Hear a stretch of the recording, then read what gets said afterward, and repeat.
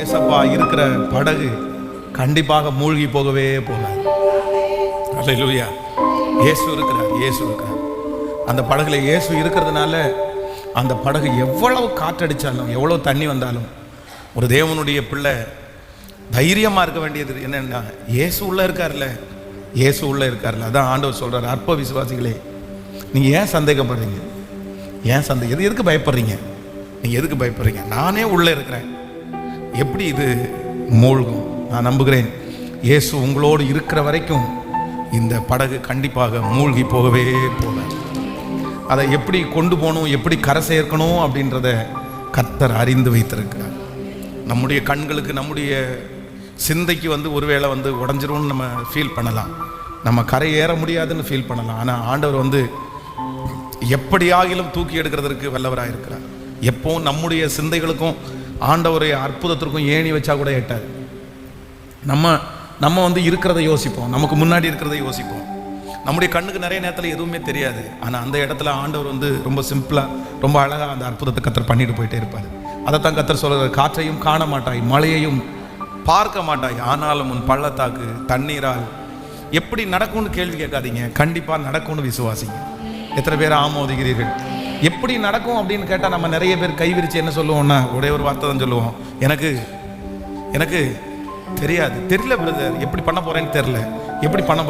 ஆனால் ஆண்டவர் என்ன வாக்கு கொடுக்குறாருன்னா, உனக்கு தெரியல விட்டுரு, ஆனால் நான் கண்டிப்பாக காற்று இல்லை, மழை இல்லை, ஆனால் உன் வாய்க்கால்கள் எதுவுமே இல்லைனாலும் உங்களுடைய தேவை எப்படி சந்திக்கப்படணுமோ அப்படி சந்திக்கப்படுவதற்கு கர்த்தர் வல்லவராக இருக்கிறார்.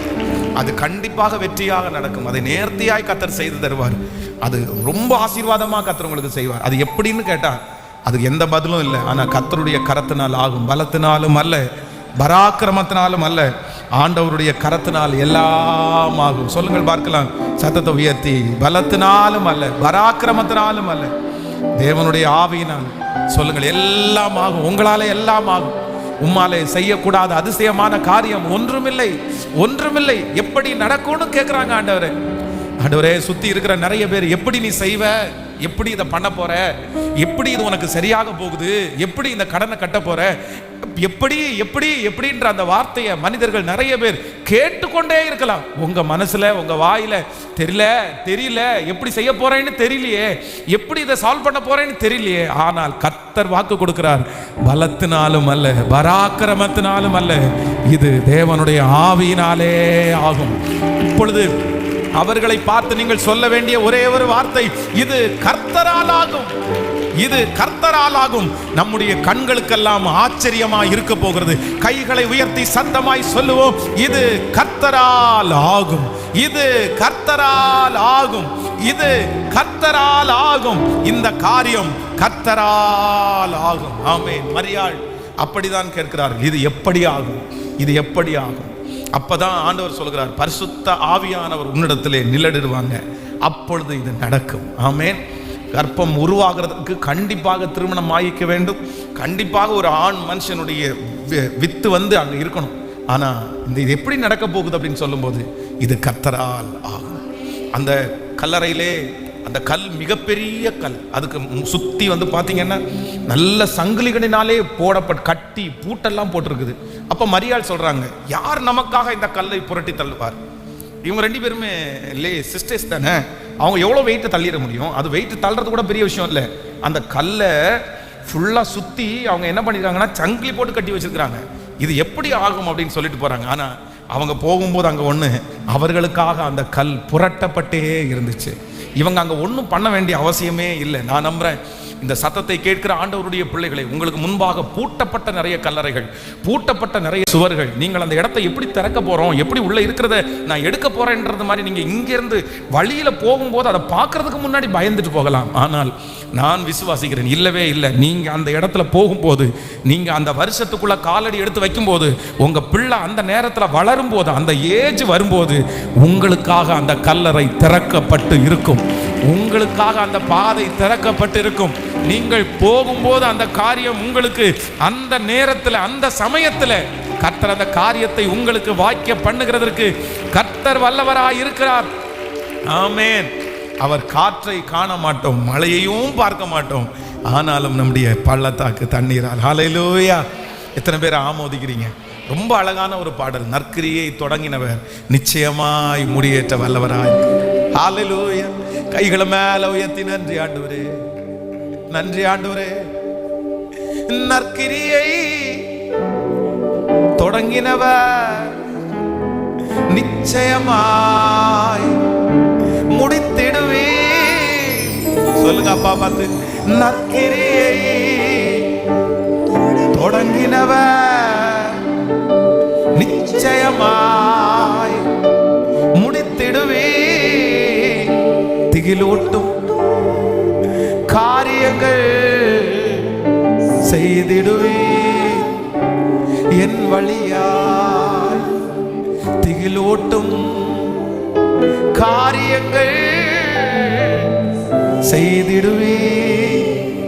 என் வழியாய். இப்ப எல்லாரும் கைய மேல உயர்த்தி கரை சேர்த்திடுவார். கரை சேர்த்திடுவார். கரை சேர்த்திடுவார். முழு பலத்தோட கரை சேர்த்திடுவார். திரும்ப திரும்ப கரை சேர்த்திடுவார். கரை சேர்த்திடுவார். கரை சேர்த்திடுவார். கலங்காதே. ஹல்லேலூயா. ஆமென். கண்டிப்பாக ஆண்டவர் கரை சேர்த்திடுவார். இந்த வருடம் முடிகிறதுக்குள்ள நிறைய பேர் நீங்கள் கரையை காண்பீர்கள். நான் விசுவாசிக்கிறேன், நான் நம்புகிறேன். இது தீர்க்கதரிசனமான வார்த்தையாய் நீங்கள் எடுத்துக்கொள்ளுங்கள். எப்படி அப்போஸ்தலனாகிய பவுலும் அவர்களோடு இருந்தவர்களும் பல நாட்களாய் சூரியனையாவது சந்திரனையாவது அவங்க எதையுமே பார்க்கல. நடுக்கடல்ல இருக்காங்க, வெறும் இருட்டை மட்டும்தான் பார்க்குறாங்க. கருமேகம், அடிக்கடி மின்னல் அடிக்குது, மழை சொரிஞ்சிட்டே இருக்குது, திசையும் அவங்களுக்கு தெரியல, கரையும் அவங்க பார்க்கல. எப்படி இருக்கும் பாருங்க அந்த சூழ்நிலையை. அந்த சூழ்நிலையை கடல்ல பிரயாணம் பண்ணி கொண்டிருக்கும் போது அப்படியே ஒரே இருட்டு, அப்படியே ஃபுல்லா வந்து கருமேகம் சூழ்ந்துருக்குது. அப்போ வழி அவங்களுக்கு என்னன்னு தெரியல. காற்று பலமா அடிக்குது, ஒரே மழையா இருக்குது, கப்பல் ரொம்ப சேதப்படுகிற அளவுக்கு அங்கே பெரிய புயல் உண்டாகுது. அப்போ அவங்களுடைய ஒவ்வொருத்தருடைய இருதயமும் அப்படியே கரைஞ்சு போயிடுச்சு. அவ்வளோதான், நம்ம செத்துரும். பல நாட்கள் ஆயிடுச்சு, இன்னும் அவங்க எதையுமே பார்க்க முடியல, சூரியனை பார்க்க முடியல. ஆனாலும் ஆண்டவர் வந்து என்ன சொல்றாரு அப்படின்னு சொன்னா, பவுலே நீ பயப்படாதே, உன் மேல நான் ஒரு பெரிய தரிசனத்தை வச்சிருக்கிறேன், உன் மேல ஒரு பெரிய வெற்றியை வச்சிருக்கிறேன். நீ இன்னும் செய்ய வேண்டியது நிறைய இருக்கிறது, நீ நிறைய இடத்துல போய் நிற்கணும், உன்னுடைய விஷன் இன்னும் முடியல. அவ்வளோதான். இந்த கரு மேகத்தை பார்த்து நீ பயப்படாத, நீ ராயனுக்கு முன்பாக நீ நிற்க வேண்டும். நீ ஒரே ஒரு மனிதன் ராயனுக்கு முன்னாடி நிற்க வேண்டியது இருக்கிறனால உன் நிமித்தம் உன் கூட இருக்கிற எல்லாரையும் நான் காப்பாற்றுவேன்னு கர்த்தர் வாக்கு கொடுக்குறார். நான் நம்புறேன் கர்த்தருடைய பிள்ளைகளை, கர்த்தர் இன்னைக்கு நிறைய பேருக்கு அப்படிதான் சொல்கிறார். அப்போஸ்தலர் 27ஆம் அதிகாரத்தினுடைய 24வது வசனம், பவுலே பயப்படாதே, நீ ராயனுக்கு முன்பாக நிற்க வேண்டும், இதோ உன்னோடு கூட யாத்திரை பண்ணுகிற யாவரையும் தேவன் உனக்கு தயவு பண்ணினார் என்றார். ஆமென் சொல்லுங்கள். அந்த ஒரு மனுஷனுக்காக, அந்த ஒரு மனுஷன் ஆண்டவருக்கு முன்பாக நிற்க வேண்டும் என்பதற்காக, அந்த ஒரு மனுஷனை கர்த்தர் பயன்படுத்தணும்னு நினைக்கிறதுக்காக, அவன் ஒரே ஒருத்தனுடைய முகத்தை பார்த்து கர்த்தர் அந்த கப்பலில் எத்தனை பேர் டிராவல் பண்ணாங்களோ அத்தனை பேரையும் கர்த்தர் என்ன பண்ணாருன்னா கிருபையாய் கர்த்தர் காப்பாற்றினார். நம்ம ஜெபிக்க வேண்டியது என்ன அப்படின்னா, என் முகத்தை பார்த்து, என்ன பார்த்து கர்த்தருடைய பிள்ளைகளை உங்களுக்காக ஆண்டவர் செய்வார். அதைத்தான் சங்கீதக்காரன் சொல்லும் போது சொல்கிறான், கர்த்தர் எனக்காக இந்த ஃபாஸ்டிங் பிரேயர்ல இருக்கிற உங்களுக்காக, அழுது அழுது ஜெபம் பண்ற உங்களுக்காக, உபவாசம் இருந்து ஜெபம் பண்ற உங்களுக்காக கர்த்தர் சொல்கிறார், உன் முகத்தை பார்த்து அந்த தீங்கிற்காக நான் மனஸ்தாபப்படுவேன், உன் ஜெபத்தை பார்த்து அந்த தீங்கை நான் மாற்றுவேன், உன்னுடைய உபவாசத்திற்கு அது ஒரு பலனை கொடுப்பேன், உங்க பரிசுத்தத்திற்காய் கர்த்தர் அந்த அற்புதத்தை செய்வார். உங்களுக்காக உன் முகத்தை பார்த்து நான் உன் குடும்பத்தில் இருக்கிற அத்தனை பேரையும் காப்பாற்றுவதற்கு, இப்பவும் நிறைய பேர் நம்முடைய குடும்பத்தில் காப்பாற்றப்படுவதற்கு காரணம் என்ன அப்படின்னா, உங்களால தான் காப்பாற்றப்படுறாங்க. சில நேரத்தில் உங்களுக்கு ரொம்ப வருத்தமா இருக்கும், ஜெபிக்கிறவங்கள தான் ரொம்ப ஏளனமா பேசுவாங்க, ஜெபிக்கிறவங்கள தான் திட்டிகிட்டே கிடப்பாங்க. என்ன சொன்னாலும் நீங்க வருத்தப்படாதீங்க. உங்க குடும்பத்தில் வந்து நிறைய பேருடைய குடும்பத்தில் வெறும் பணத்தை சம்பாரிச்சு கொடுத்தா மட்டும்தான் அவங்களுக்கு பெரிய ஆட்கள். ஆனா வேற எதுவும் பண்ண யூஸ்லெஸ், நீ பிரயோஜனமே இல்லை. பணத்தை சம்பாரிச்சு கொடுக்காதவன் உலகத்தில் பிரயோஜனம் இல்லை. ஆனால் ஒன்று நினைத்து கொள்ளுங்கள், நீங்கள் வெறும் ஜெபிக்கிறவர்களா இருக்கலாம், ஆனால் நீங்கள் கவலையப்படாதீங்க. நீங்கள் ஜெபிக்கிற ஜெபத்தை தான் கர்த்தர் கண்ணோக்கி பார்க்கிறார். உங்க ஜபத்தினால தான் உங்க குடும்பம் வாழ்ந்திருக்குது. உங்க ஜபத்தினால தான் அவர் செஞ்ச பிசினஸ் நல்லா இருந்துச்சு.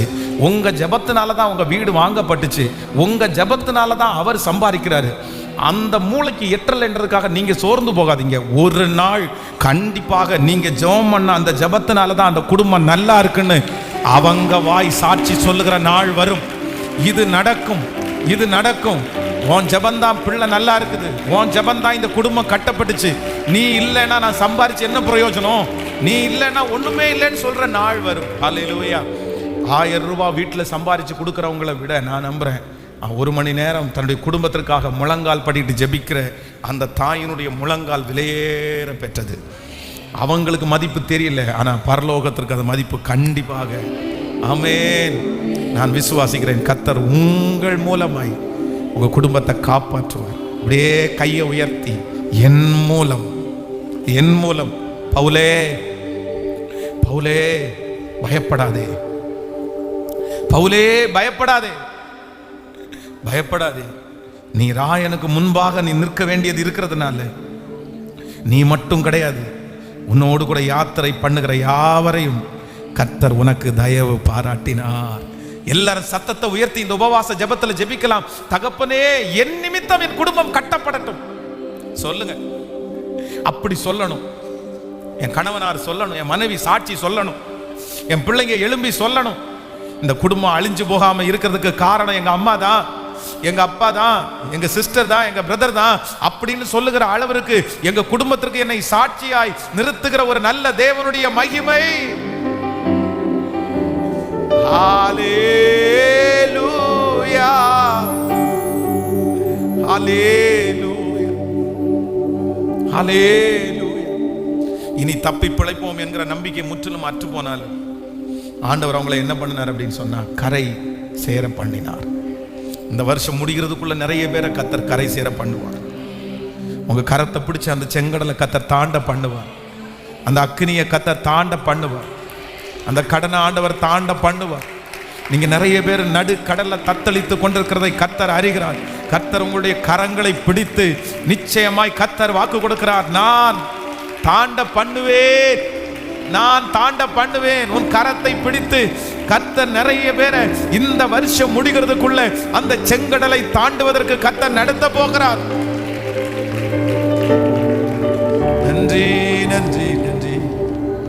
என்னோடு நீங்க இருக்க என் படகு மூழ்கிடுமோ,